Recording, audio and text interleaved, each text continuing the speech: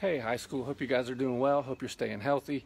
I hope you are not going crazy yet. I know quarantine fever is setting in for a lot of people, so hope you all are handling it well.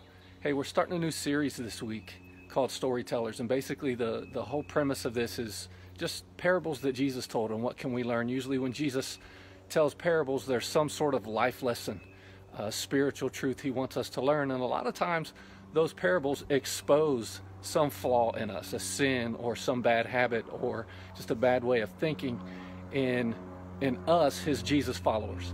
And so they're very necessary, and I like that Jesus uses those. I don't always like the way I feel after I've read one and kind of that ugly truth is exposed in me. Then it started to get me thinking about, like, what would my parable be if Jesus were to tell a story about my life as a parable? What would the lesson be? And that's even tougher for me to think through, because I'm like, man, there's a lot of stuff he could use. There's a lot of stuff he could tell to be like the spiritual truth on things you shouldn't do just based on my life. And so, man, that's again just a kind of a tough place to sit and think about, like, what are the things in my life that I know he would point out and say, man, don't do that. There's a good lesson right there on what not to do, or there's a good lesson right there on something to avoid. And so my question to you is, if your life were a parable, what would be the theme? What would be the moral? What story would Jesus tell if your life were a parable? Now, I know that thinking can kind of move you into a place where, like, man, I've done so many things, so many things he can choose from. And as I started to think about my man, I started to get depressed a little bit, like, man, have I done that much bad stuff, or have I fallen short that many times?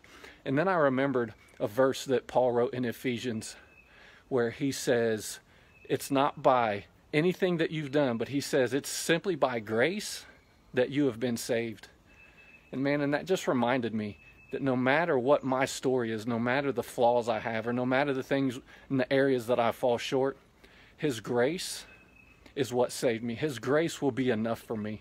His grace overcomes the bad stuff. And so as you look through and as you think back sometimes on your life, and I know some of us dwell on those areas where we struggle, man, just understand that his grace is what saved you, and his grace is the thing that will overcome. His grace is stronger than all of your bad put together. And so as we move into this week and we start thinking about his parables, just remember one thing. His grace is the reason that we can get through the stuff. His grace is the thing that overcomes all of our flaws and puts us into a position that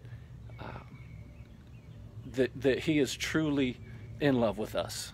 And so I just wanted to remind you of that this week. I hope you guys have a great week. I can't wait to see you Wednesday, to hang out and spend some time together having fun. So we love you, we miss you guys, and we hope to see you Wednesday.